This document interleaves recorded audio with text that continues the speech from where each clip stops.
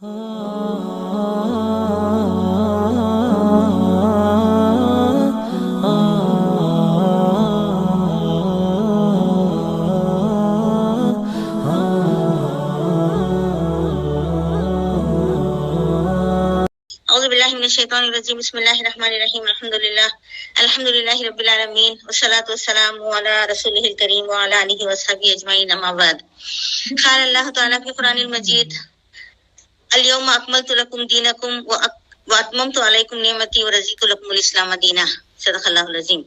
काबिल एहतराम माओ और बहनों, अस्सलामु अलैकुम व रहमतुल्लाहि व बरकातुहू। हमने सीरत इमामों की सीरत, हालांकि 18 इमाम हैं, कोई कहते हैं 12 इमाम हैं, हमने सिर्फ 4 जो मशहूर इमाम हुए उन इमामों के बारे में जानने के लिए तमहीदी गुफ्तगू चल रही थी। एक ही सेटिंग हुई थी कि ताज़ियती इजलास का दौर शुरू हो गया। अल्हम्दुलिल्लाह, अल्लाह रब्बुल आलमीन का शुक्र है, अल्लाह रब्बुल आलमीन का एहसान है। दो सिलसिले हुए। अब अल्लाह ताला हमें किसी की मौत, किसी हमारे प्यारों की मौत के ना सुनाए और उनका ताज़ियत इजलास हम ही करना ना पड़े इंशाल्लाह। तो प्यारी बहनों, 2 बीच में हफ्ते गुजर चुके हैं, याद जहन से निकल चुका होगा। मुख्तसर तौर पर मैं आपको याद दहानी कराते हुए इंशाल्लाह बात को आगे रखूंगी, लेकिन आपका ये फर्ज बनता है कि आपके पास जो पहली ऑडियो है वो ऑडियो एक बार सुन ले, ताकि जो शक व शुबहत हमारे जहनों में ही वो हम निकाल सके। प्यारी बहनों, पहली बात तो ये हमारे जहनों में रखना है कि ये जो टॉपिक है और ये जो गुफ्तगू चल रही है, ये अहले इल्म की गुफ्तगू नहीं है प्यारी बहनों, ये उलमा की गुफ्तगू भी नहीं है, बल्कि अहले इल्म के दरमियान जो कॉन्ट्रडिक्शंस पैदा हो चुके हैं, जो इख्तलाफात पैदा हो चुके हैं, और आलिमों के इख्तलाफात की वजह से जो पब्लिक सफर कर रही है, जो पब्लिक के अंदर कंफ्यूजन्स पैदा हो रहे हैं, बस उन कंफ्यूजन्स को कुरान और हदीस की रोशनी में सॉल्व करते हुए अइम्मा की अहमियत और अइम्मा की फजीलत को सामने रखने की एक अदना सी कोशिश है बस। तो पिछली दफा ये बात आई हमारे सामने कि जिस तरह मेडिकल फील्ड में एमबीबीएस बेसिक होता है, बिल्कुल इसी तरह इल्म की 2 बुनियादी किस्में ही, एक मुहद्दिसीन की किस्म है और एक फुकाहा की किस्म। दोनों के लिए बेस जो है, जिस तरह एमबीबीएस बेस होता है, इसी तरह दोनों का भी बेस हदीसों का इल्म है। तो दोनों हदीसों के आलिम हैं, चाहे मुहद्दिसीन हो चाहे फुकाहा हो। और ये बात भी खुलकर आपके सामने आई थी कि मुहद्दिसीन जो है वो हदीसों का इल्म जो बेसिक है वो हासिल करते हैं, उसके बाद एमबीबीएस के बाद मेडिसिन में मास्टर्स करके जो फिजिशियंस वगैरह बन जाते हैं, बिल्कुल इसी तरह मुहद्दिसीन जो है हदीसों में मास्टर्स उन्होंने किया, हदीसों को किन किन रावियों से पहुंचे हैं वो तमाम बहुत ज्यादा छांट कर ऑथेंटिक कौन से, मुतवातिर कौन से, मशहूर कौन से, अलग अलग हदीसों को छांट कर सही इल्म हमारे तक पहुंचाया, ये मुहद्दिसीन कहलाए। और फुकाहा कहते हैं हदीसों का इल्म हासिल करने के बाद फुकाहा एक अलग है, एक अलग ब्रांच है। और अहले इल्म बताते हैं कि ये जो फुकाहा मैंने आपको बताया, फ़क़ीह फ़िक़्ह जो मैंने आपको बताया, ये फ़िक़्ह के 8 ब्रांचेस हैं। अब हम उन तमाम बातों में नहीं जाए। तो ये जो फ़िक़्ह है ये कुरान और हदीस को सामने रखकर किसी मामले को, किसी मसले को, किसी उलझन को सुलझाने का नाम है फ़िक़्ह। और फ़िक़्ह कहते हैं समझ को, तो इंटेलेक्चुअलिटी चाहिए। तो इसके ताल्लुक से मैंने आपको बताया था कि कई बार कुरान और हदीस को सामने रखते हुए अपनी अपनी राय पर जो अमल होता है, इसे आप सल्लल्लाहु अलैहि वसल्लम ने अप्रूव किया था। मैंने आपको मिसाल दी थी कि ग़ज़वा अहज़ाब के मौके पर जब दुश्मन जो इसे क्या वो खंदक के घेरे में थे, वो तमाम घेराव छोड़कर चले गए और नबी अकरम सल्लल्लाहु अलैहि वसल्लम अपने हथियार उतारने लगे, तो जिब्राइल अलैहिस्सलाम आए और कहने लगे कि आप हथियार उतार रहे हैं, अभी हमने हथियार नहीं उतारे। तो बनु खुरैज़ा जो यहूदियों का कबीला था, उनसे निपटना था। तो आप सल्लल्लाहु अलैहि वसल्लम ने तमाम मुसलमानों को हुक्म दिया, तफसील से बात आपके ऑडियो में है, सुन लीजिएगा। तो आप सल्लल्लाहु अलैहि वसल्लम ने तमाम मुसलमानों को हुक्म दिया कि जल्द से जल्द यहाँ से निकलना है और असर की नमाज बनु खुरैज़ा के अहाते में जाकर कोई असर की नमाज ना पड़े, यहाँ तक कि बनु खुरैज़ा के अहाते को पहुंच जाए। तो ये बात आपने फरमाई थी। तो उसके बाद तमाम निकले, तमाम अलग अलग सवारियों पर होकर निकलते थे। ऐसा हुआ कि कुछ लोग पीछे रह गए और असर की नमाज तंग होने लगी, यानी असर की नमाज का वक्त निकला जा रहा था। تو ان میں سے ایک گروپ نے کہا آپ صلی اللہ علیہ وسلم جلدی پہنچنے کے لیے بات کہی تھی، ورنہ قضا کرانا، نماز کو چھڑانا آپ کا مقصد نہیں تھا. تو ان لوگوں نے نماز پڑھ لی راستے میں. تو قرآن مجید کا جو حکم ہے نماز کو کسی بھی حالت میں نہیں چھوڑنا ہے، قرآن مجید کے اس حکم کو سامنے رکھ کر انہوں نے اس حکم کی تعمیل کی. اور ایک گروپ نے کہا کچھ بھی ہو جائے، ہمارے نبی نے جو حکم دیا ہے ہم بنو قریظہ کے احاطے میں جا کر ہی نماز پڑھیں گے چاہے قضا ہو جائے. تو انہوں نے وہاں جا کر نماز قضا پڑھی اور دونوں باتیں نبی صلی اللہ علیہ وسلم کے سامنے رکھی گئی. تو آپ صلی اللہ علیہ وسلم نے فرمایا دونوں نے صحیح کیا. تو یہ بات آپ کے سامنے آئی تھی. اور پھر اجتہاد کسے کہتے ہیں، یہ بھی ایک مشہور حدیث میں نے آپ کے سامنے رکھی تھی کہ آپ صلی اللہ علیہ وسلم نے حضرت معاذ بن جبل کو یمن کا گورنر بنا کر جب بھیجتے ہیں تو کہتے ہیں اے معاذ میں تمہیں یمن کا گورنر بنا کر بھیج رہا ہوں، وہاں کوئی معاملہ درپیش آ جائے تو تم اس کا فیصلہ کس طرح کرو گے. تو حضرت معاذ نے کہا تھا میں قرآن مجید کی طرف رجوع کروں گا اور اس میں سے اس معاملے کا سلیوشن ڈھونڈوں گا.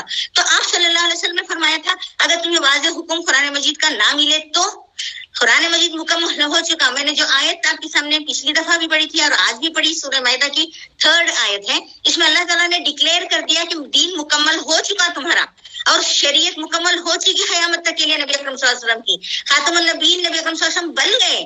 تو اب حضور صلی اللہ علیہ وسلم نے یہ بات چوں کہی. پیاری بہن اس کا مطلب یہ ہے کہ جب خزانے کا ڈھیر لگا رہتا ہے تو چھوٹی کوئی چیز اگر اندر ہو جائے تو نظر نہیں آتی. نہیں تو قرآن مجید ایک خزانہ ہے. اگر کوئی معاملہ آ جائے اور اس کا حل ڈھونڈنے کے لیے قرآن مجید کے احکامات میں واضح حکم نہ ملے تو تم کیا کرو گے. یہ بات آپ صلی اللہ علیہ وسلم نے حضرت معاذ سے پوچھی تھی. تو حضرت معاذ رضی اللہ تعالیٰ عنہ نے کہا تھا میں آپ کے فرمودات آپ نے جو فرمان فرمائے ہیں ان میں ڈھونڈوں گا. تو آپ صلی اللہ علیہ وسلم نے فرمایا تمہارا جو معاملہ وہاں پیش آئے گا اس کا حل اگر تمہارے پاس جو حدیث کا علم ہے، پورے حدیث کے علم میں وہ سلوشن ہے، لیکن تمہارے پاس جو علم ہے اس سے واضح حکم نہ ملے تو کیا کرو گے. تب حضرت معاذ رضی اللہ تعالیٰ نے فرمایا تھا ثم اجتہد، یعنی پھر میں اجتہاد کروں گا، یعنی پھر میں قرآن اور حدیث کو سامنے رکھ کر قرآن اور حدیث میں ربط پیدا کر کے اس کے اندر اپنے ذہن سے ایک سلیوشن ڈھونڈوں گا. اسے اجتہاد کہتے ہیں. اور اجتہاد کا روٹ ہے جیم ہا دال، جہد کہتے ہیں کوشش کو. آپ صلی اللہ علیہ وسلم حضرت معاذ رضی اللہ عنہ کی جواب سے بہت خوش ہوئے تھے، ان کو دعا دی تھی اور اللہ کا شکر ادا کیا تھا. یہ بات آپ کے سامنے آئی تھی. تو پیاری بہنوں میں نے آپ کو بتایا تھا کہ محدثین امام بخاری، امام مسلم، امام ترمذی، امام ابن ماجہ، جو باقی کے جو ہیں امام احمد بن حنبل وغیرہ وغیرہ، یہ تمام جو ہیں محدثین ہیں، انہوں نے حدیثوں میں ماسٹرز کیا ہے. اور امام ابو حنیفہ، امام مالک، امام شافعی، امام حنبلی وغیرہ نے کیا کیا؟ فقہ میں ماسٹرز کیا تھا. پیاری بہنوں آج ایک بات میرے ذہن میں آ رہی ہے، یہ کسی عالم کا فتویٰ بھی نہیں ہے، کسی علم سے ریسرچ بھی نہیں ہے، میرے اپنے ذہن میں ایک بات آئی، میں آپ کے سامنے رکھ رہی ہوں. اللہ تعالیٰ سے اس دعا کے ساتھ کہ اگر یہ میرے ذہن میں جو بات آئی ہے غلط ہے تو آپ تمام کے ذہن سے اور میرے دل سے بھی محو فرمائیں. اگر یہ صحیح ہے تو ایک مثال کی طرح آئندہ کی سمجھنے میں انشاءاللہ آسانی ہوگی. پیاری بہنوں جو کورٹ میں ججز مقرر ہوتے ہیں، پہلے قاضی رکھا کرتے تھے، اب کورٹس میں ججز ہوتے ہیں. نام وہی ہے، کام وہی ہے، نام انگلش میں جج آ گیا ہے.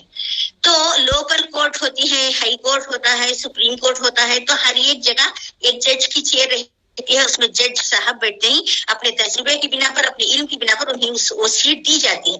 پیاری بہنوں جب انہیں وہ سیٹ پر بیٹھتے ہیں اور ان کے سامنے کوئی کیس آتا ہے تو 2 کلائنٹس ہوتے ہیں. آپ نے دیکھا ہوگا 2 کٹہرے ہوتے ہیں اور دونوں طرف 2 الگ الگ پارٹیز ہوتے ہیں، 2 فریقین ہوتے ہیں. اس میں ایک ظالم ہوتا ہے، ایک مظلوم ہوتا ہے، ایک حق پر ہوتا ہے، ایک باطل پر ہوتا ہے. لیکن دونوں طرف کے جو وکیل ہوتے ہیں، دونوں طرف کے جو لائرز ہوتے ہیں، وہ اپنے اپنے کلائنٹ کو بے گناہ ثابت کرنے کے لیے ایڑی چوٹی کا زور لگا دیتے ہیں. گواہ وہ لاتے ہیں، وٹنس وہ لاتے ہیں، دلائل وہ دیتے ہیں.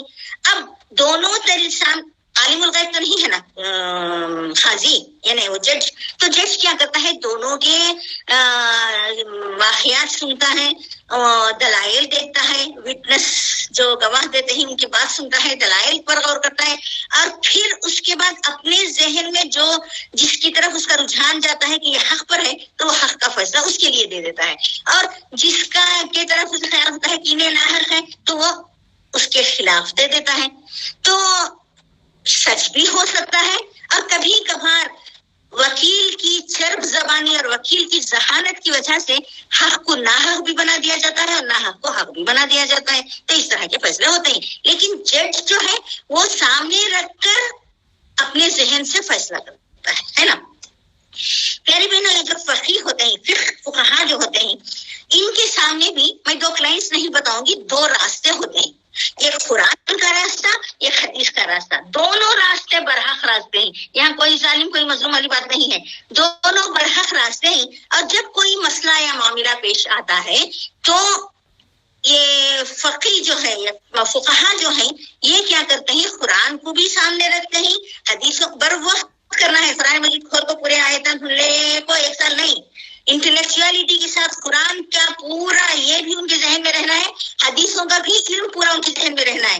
تو قرآن اور حدیث کو سامنے رکھ کر کسی مسئلے کا حل جو وہ تلاش کرتے ہیں وہ کبھی صحیح ہوتا ہے, اور کبھی کبھار اگر اللہ نہ کرے غلط ہو بھی گیا تو بتایا یہ جاتا ہے کہ صحیح فیصلہ کرنے پر دوہرا اجر ملے گا, اور اگر فیصلہ غلط بھی ہوگا تو اکیلا اجر تو نہیں ملے گا, کیونکہ انہوں نے پوری خیر خواہی کے ساتھ, پوری اخلاص کے ساتھ قرآن اور حدیث کی روشنی میں انہوں نے اپنی حد تک کوشش کی تھی. تو پیاری بہنوں, یہ ہے فقہا کا معاملہ. تو یہ دو باتیں تو آئی. اب جو ہے میں نے یہ بھی آپ کو بتایا تھا کہ کبھی کبھار فقہا کے فیصلوں میں بھی اختلافات ہوا کرتے ہیں بظاہر دیکھنے میں, لیکن حقیقتاً وہ اختلافات نہیں ہوا کرتے. آپ ہمیں جو دل کو پسند آتا ہے وہ ہم اپنی جگہ فالو کر سکتے ہیں.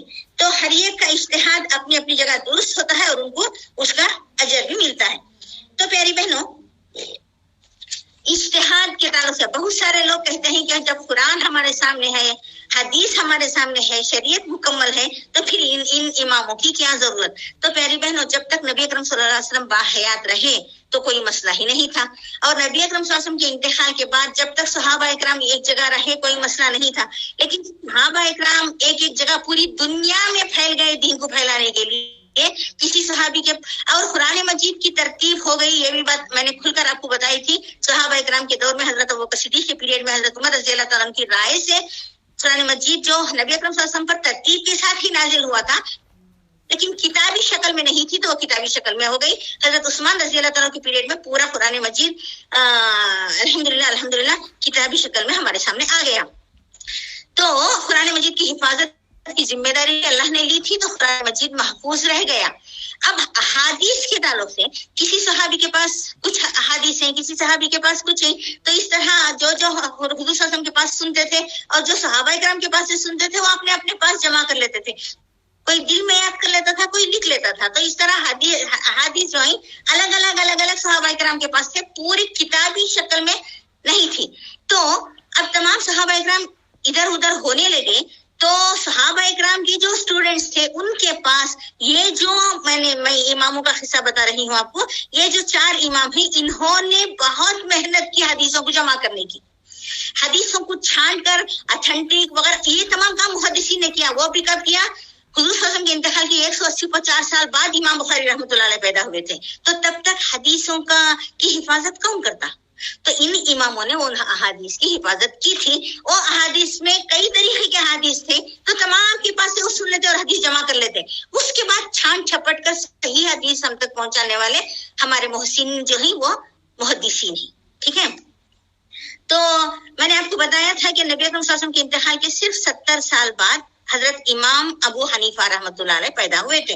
تو تب تک صحابہ اکرام بھی بہت سارے, صحابہ اکرام اگر نہ تھے تو صحابہ اکرام کے بچے تھے, صحابہ اکرام کے اسٹوڈنٹس تھے. تو ان اسٹوڈنٹس سے حضرت امام ابو حنیفہ نے علم حاصل کیا تھا, حدیثوں کا علم حاصل کیا تھا. تو حضرت امام ابو حنیفہ کی جب تفصیل آئے گی تو انشاءاللہ وہ بات بھی تفصیل کے ساتھ ہمارے سامنے آئے گی. تو اب کیا مسئلے फैसले होते थे जिसमें कुरान और हदीस काफी नहीं हो सकता। ये बात एक छोटा सा वाकया है, वो वाकया बहुत सारी बहनों को मालूम होगा, लेकिन वो मैं आपको जहन में क्लियर होने के लिए इमेज बताती हुई इंशाल्लाह बात को आगे रखूंगी। जिस तरह इमामों में इख्तिलाफ होता था, मैंने आपको बताया ना, वो एक इख्तिलाफ का जिक्र मैं आपके सामने करूंगी। इसी तरह मुहद्दिसीन और इमाम फुक़हा, मुहद्दिसीन और फुक़हा की राय में भी इख्तिलाफ होता था, देखने में बज़ाहिर, लेकिन वो भी सही होता था, ये भी सही होता था, वो भी मैं आपके सामने इंशाल्लाह रखूंगी। प्यारी बहनों, अब इमाम अबू हनीफा और इमाम शाफी रहमतुल्लाह अलैह, ये दो हिंदुस्तान में बहुत मशहूर है नहीं। अब ये दोनों के बारे में, दोनों की राय का इख्तिलाफ मैं आपके सामने रखूंगी, और दोनों की बात अपनी अपनी जगह सच्ची कैसी है ये भी मैं आपके सामने रखूंगी। प्यारी बहन, कुरान मजीद में 14 सजदे ही सजदे तिलावत के हैं।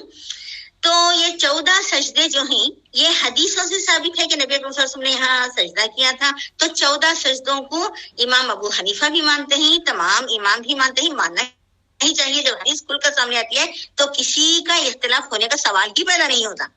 तो 14 सजदे तो हैं।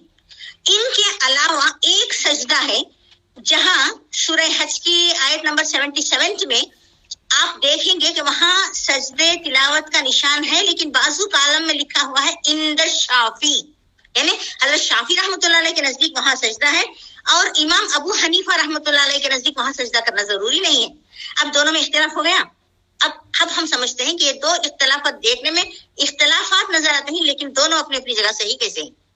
प्यारी बहनों, सूरह हज की आयत नंबर 77 में अल्लाह ताला फरमाते हैं, या अय्युहल्लज़ीना आमनुरकऊ वस्जुदू अबुदू रब्बकुम वफ़अलुल खैरा लअल्लकुम तुफ्लिहून। आयत नंबर 77 सूरह हज।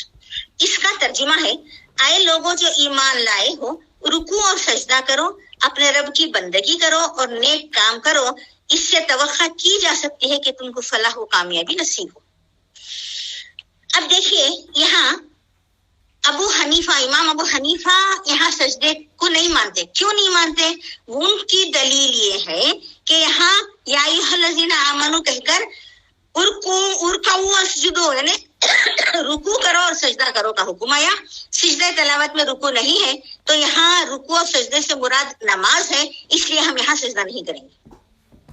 बस सही लगती है? सही। तो इमाम अबू हनीफा की बात से कन्विंस रहने वाले जो हनफी लोग हैं वो वहां सजदा नहीं करेंगे।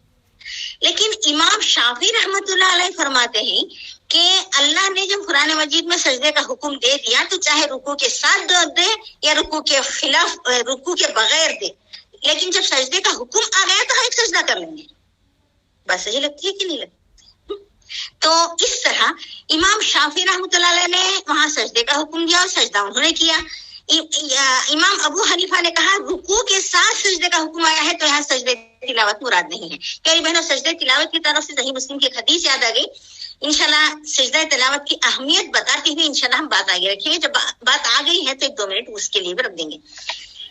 अल्लाह के रसूल सल्लल्लाहु अलैहि वसल्लम ने फरमाया, जब सजदे तिलावत आता है और बनी आदम यानी आदम का बेटा जब सजदा करता है तो शैतान अपने चेहरे को पीटता हुआ अपने सर पर धूल डालकर, मिट्टी डालकर चीखता चिल्लाता चला जाता है और पुकारता जाता है कि अफसोस अफसोस, आदम के बच्चों को हुक्म दिया गया सजदा करने के लिए और वो सजदा उन्होंने किया और कामयाब हो गए, और मुझे सजदे का हुक्म दिया, मैंने सजदे से इनकार किया और आज मैं ज़लील व ख़ार हुआ। और उसकी जिल्लत और ख़ारी ही तो हमारा मकसद है, वो हमारा दुश्मन है ना। तो जहां भी सजदे तिलावत आए तो सजदा करना चाहिए, नबी अकरम सल्लल्लाहु अलैहि वसल्लम का फरमान भी है और नबी अकरम सल्लल्लाहु अलैहि वसल्लम ने करके दिखाया भी। लेकिन ये जो आयत है सूरह हज की 77, इसमें कोई हदीस नहीं मिलती कि नबी अकरम सल्लल्लाहु अलैहि वसल्लम ने सजदा किया हो। तो ये दोनों इमाम अपने अपने तरीके से सामने बात रखकर सोचते हैं। तो इमाम अबू हनीफा की ये राय है, इमाम शाफी की वो राय है, दोनों अपनी अपनी जगह सही है, चाहे वो कर लें चाहे ये कर लें, ये तरजीहात हैं, इससे दीन में कोई खलल नहीं पड़ता। ठीक है? तो प्यारी बहनों, जिस तरह एक डॉक्टर की राय दूसरी डॉक्टर की राय से मुख्तलिफ हुआ करती है, इसी तरह इमामों के फैसले और राय में भी मैंने जैसा आपको बताया कि इख्तिलाफ एक तरह का पाया जाता है। लेकिन हर एक की राय कुरान और हदीस के बेस पर होती है, दुरुस्त होती है, जिसमें खैर खाही और खशियत इलाही पाई जाती है, और हर एक की राय अपनी अपनी जगह दुरुस्त होती है। वो एक छोटा सा सिंपल सा एग्जाम्पल था जो मैंने आपके सामने रखा। अब कई से मसले आते थे जिन्हें जो कुरान और हदीस में सामने सामने मसले हमें नजर नहीं आते। इसके ताल्लुक से इमाम अबू हनीफा का एक बचपन का एक छोटा सा वाकया है।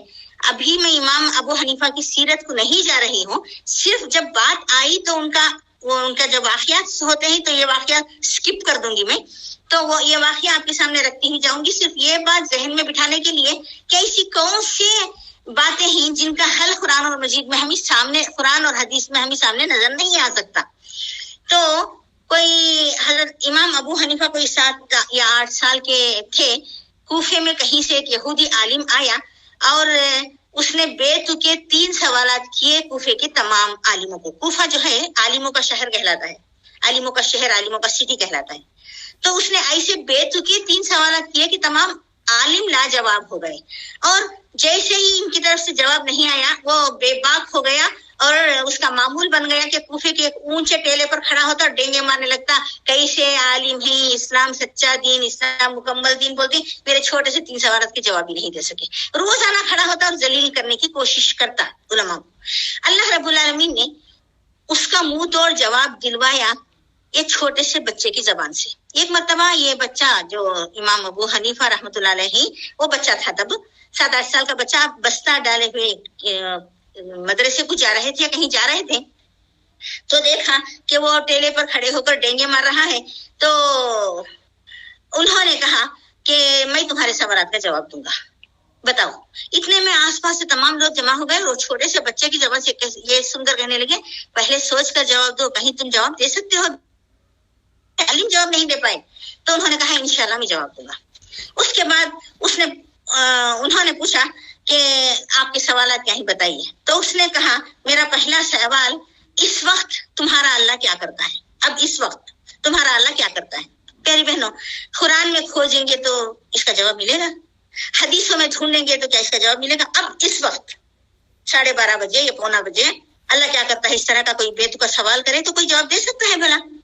तो इसे फिक्र चाहिए, समझ चाहिए, इंटेलेक्चुअलिटी चाहिए।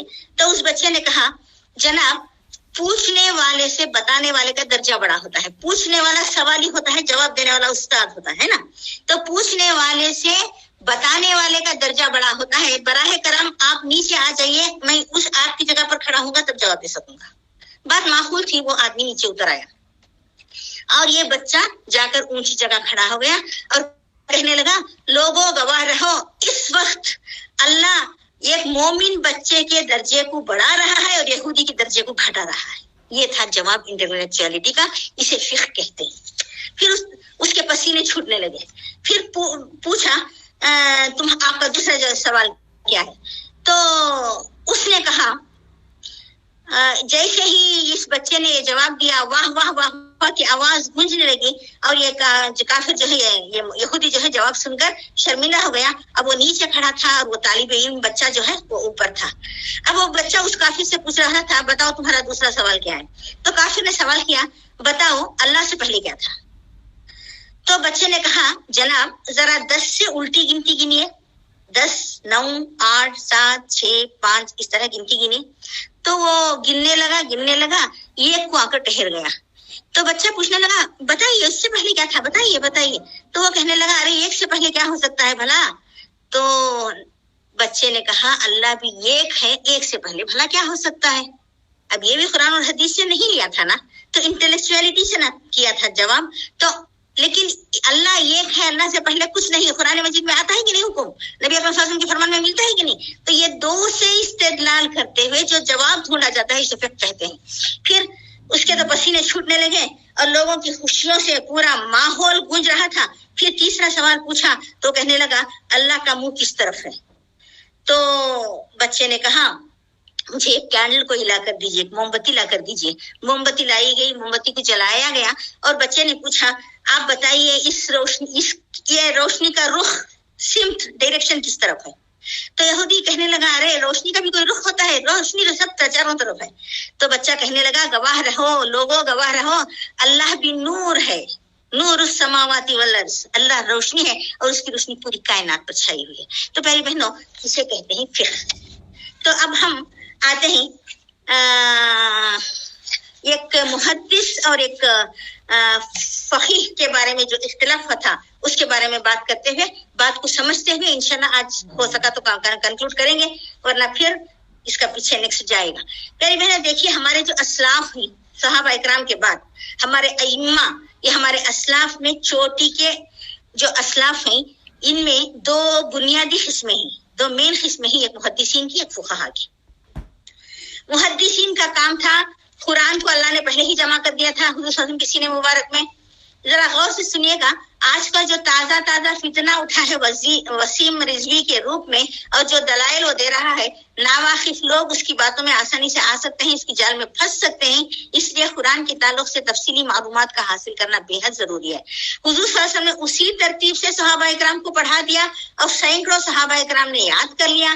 پھر جو کمی رہ گئی تھی کتابی شکل میں حضرت ابوبکر صدیق لے آئے. پھر اگر اس میں کوئی فرق پڑ رہا تھا پڑھنے کے انداز میں، قرات کے انداز میں، تو ایک کتابت کے اوپر جمع کر دیا حضرت عثمان رضی اللہ تعالیٰ عنہ نے. یہ تفصیل سے ہم خلفائے راشدین میں سن چکے ہیں. تو اب اصل مرحلہ کیا تھا؟ حضور صلی اللہ علیہ وسلم کے احوال مبارک کو جمع کرنا. صحابہ منتشر ہو گئے ہیں، کوئی صحابی کوفہ چلے گئے، کوئی صحابی دمشق چلے گئے، کوئی کہیں کوئی کہیں. اب کسی کے پاس اتنی احادیث ہیں، کسی کے پاس اتنی احادیث ہیں، اور ان کو جمع کرنے کا کام، پھر چھان پھٹک کرنے کا کام، پھر مرتب کرنے کا کام، یہ کام محدثین کا ہوا. ٹھیک ہے، محدثین اکرام بہت بڑے محسن ہیں. اس امت کے اماموں نے حدیثوں کو جمع کر دیا تھا. ان جمع کیے ہوئے حدیثوں میں سے چھانٹ کر، میں آپ کو بتا رہی ہوں، حدیثوں پورے صحابہ اکرام کے پاس جا کر چھانٹے نہیں، آدھا کام اماموں نے کر دیا. حدیثوں کا علم جو ملا تھا انہوں نے حدیثوں کو جمع کیا. لیکن ان حدیثوں میں سے اب دیکھیے، حدیث ہم کہتے ہیں قال رسول اللہ صلی اللہ علیہ وسلم، ڈائریکٹ حضور صلی اللہ علیہ وسلم نے کہا، ہم نے سن لیا، الدین یسر، ہم نے کہہ دیا.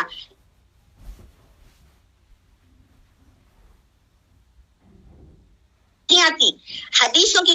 پہلے حضور صلی اللہ علیہ وسلم ٹاپ پوسٹ پر آتے ہیں. پہلے کسی نے کسی کو کہا، اس نے کسی کو کہا، اس نے کسی کو کہا، اس نے کسی کو کہا، جاتے ایک صحابی کو آتا ہے، وہ صحابی کو نبی اکرم صلی اللہ علیہ وسلم نے کہا. تو اس طرح راویوں کی تانت لگتی ہے، راویوں کی لائن لگتی ہے. تو اس امت کی پوری یہ محسن جو ہیں ہمارے، یہ محدثین کے بارے میں بتا رہی ہوں، یہ محدثین نے پوری زندگیاں کھپائی. ایسا بھی ہوا ہے کہ ایک محدث مدینے سے چلتے ہیں، انہیں معلوم ہوتا ہے کہ ایک صحابی دمشق میں، سیریا کی کیپٹل سٹی دمشق میں، یہ ایک حدیث کو بیان کرتے ہیں. ذرا باریک باتیں سن لیجیے گا، سمجھ لیجیے گا. ان کو یہ حدیث معلوم ہے. کسے؟ اب یہ جو محدث ہیں، چاہے امام بخاری لے لیں، ان کا نام مجھے نہیں پتا، ایک محدث، امام مسلم، امام ترمذی، جو بھی ہو، ایک محدث، ان کے پاس وہ حدیث تھی. لیکن انہیں پتا چلتا ہے کہ دمشق میں ایک حضرت ہے، ایک عالم ہے جو حدیث بیان کرتے ہیں. تو ان کے پاس تین راویوں سے ان کے پاس تھی. کون کی بولے؟ ان کو کون کی بولے؟ ان کو نبی اکرم صلی اللہ علیہ وسلم نے فرمایا تھرڈ 3 درجے کی آتی تھی. لیکن انہیں پتا چلتا ہے کہ دمشق میں ایک ایسے عالم ہیں جن کے پاس دو راویوں سے پتا چلتا ہے. یعنی ایک آدمی بولے، ان کو ایک صحابی نے بولا، صحابی سے حضور صلی اللہ علیہ وسلم سے صحابی کو پتا چلا. تو اس کے پاس جو حدیث تھی وہ 2 راویوں کے حوالے سے تھی. تو وہ دمشق جاتے ہیں، دمشق کا سفر کرتے ہیں. اب سفر آج کی طرح آسان سفر نہیں تھا. صرف وہ حدیث کو سننے کے لیے سواری سے اترتے بھی نہیں، جاتے ہیں، کہتے ہیں میں نے سنا ہے آپ حضور صلی اللہ علیہ وسلم کی حدیث بیان کرتے ہیں. جی ہاں، ذرا مجھے بتائیے، ذرا سنا دیجیے. انہوں نے سنا دیا. ویسے ہی اپنی سواری کی گردن موڑ لی. ارے بھائی اترو، ٹہرو، قیام کرو. نہیں، میں صرف ایک حدیث، نبی اکرم صلی اللہ علیہ وسلم کی حدیث تم سے سننے کے لیے آیا تھا. میں اپنے سفر میں کوئی اور مقصد جمع کرنا نہیں چاہتا. یہ کام کیا محدثین نے. ہم لوگ آرام سے ڈائننگ ہال میں، ڈرائنگ ہال میں بیٹھ کر جو پڑھتے ہیں، اس طرح کا کام نہیں تھا پیاری بہنوں. انہوں نے جس طرح زندگیاں لگائی اور جس طریقے سے حدیثوں کو جمع کرنے کے لیے مشقتیں جھیلی ہیں، آج ہم تصور بھی نہیں کر سکتے. اچھا، تو وہ محدثین اکرام ہیں. ان میں چوٹی پر کون ہے؟ امام بخاری رحمۃ اللہ علیہ. پھر اس کے بعد امام مسلم، اس کے بعد امام ترمذی، امام احمد بن حنبل، امام ابن ماجہ، ابو داؤد وغیرہ وغیرہ سب آتے ہیں. لیکن چوٹی پر جو تمام محدثین کے اوپر چوٹی پر جو محدث ہیں، ان کا نام کیا ہے؟ امام بخاری، جن کو رئیس المحدثین کہا جاتا ہے. अब दूसरा जो तबका है वो फुकहा का है, मैंने आपको बताया। अब फुकहा में चोटी पर जो फकीह है वो कौन है? इमाम अबू हनीफा रहमतुल्लाह अलैह। इमाम अबू हनीफा को पूरी दुनिया ने इमाम आजम तस्लीम किया है। प्यारी बहनों, कानून का जितना सेंस इमाम अबू हनीफा को है, कानून एक अलहदा चीज है, अखलाकियत अलहदा चीज है। ये बात जरा गौर से सुनिएगा। एक शय का अखलाकी तकाजा कुछ और होता है और कानूनी तकाजा कुछ और होता है। अब मिसाल के तौर पर आपको किसी ने थप्पड़ मारा, अखलाकी तकाजा क्या है? छोड़ दो, इग्नोर कर दो, यही तो अखलाक है ना, हाँ? माफ कर दो। और कानूनी तकाजा क्या है? जवाबी थप्पड़ रसीद करो, अगर ना करोगे तो उसकी हौसला अफजाई होगी और तो किसी और को थप्पड़ मारेगा। अलग अलग है नहीं। एक अखलाकी तकाजा है माफ कर देना, कानूनी तकाजा क्या है? उस जब बढ़ा कर जवाब देना ताकि वो और उसकी हौसला अफजाई ना हो। तो प्यारी बहनों, दुनिया ने जो बात मानी है इसका नाम है लीगल सेंस, कानून का एक फहम। उसमें दुनिया का कोई शख्स मुकाबला नहीं कर सकता। तो ठीक है, एक बात यहीं पर हम खत्म करेंगे। अभी तो ऐलानात हैं इंशाल्लाह। इमाम बुखारी और इमाम अबू हनीफा जो टॉप मोस्ट थे, हदीसों में टॉप मोस्ट इमाम बुखारी और फुक़हा में टॉप मोस्ट इमाम आजम इमाम अबू हनीफा। तो इन दोनों की शान और इन दोनों की ईमान की तारीफ इंशाल्लाह नेक्स्ट एपिसोड में हम करेंगे। और ये बातें तमाम अच्छी तरह जहन में बिठा लीजिए, खुले जहन के साथ सुनिए। ईमान जैसी बुनियादी चीज में इमाम बुखारी और इमाम अबू हनीफा में जो बज़ाहिर देखने में कॉन्ट्रडिक्शन नजर आता है, 100% वो भी सही थे, 100% ये भी सही है। इंशाल्लाह ये बातें हम अगले एपिसोड में करेंगे। अल्लाह रब्बुल आलमीन से दुआ है कि अल्लाह रब्बुल आलमीन आइम्मा की अजमत, अहमियत, फजीलत हमारे दिलों में बिठाए और अल्लाह और उसके रसूल और सहाबा इकराम के साथ साथ आइम्मा की इज्जत करने की भी हमें तौफीक अता फरमाए। आमीन। वाखिर दावाना अल्हम्दुलिल्लाहि रब्बिल आलमीन।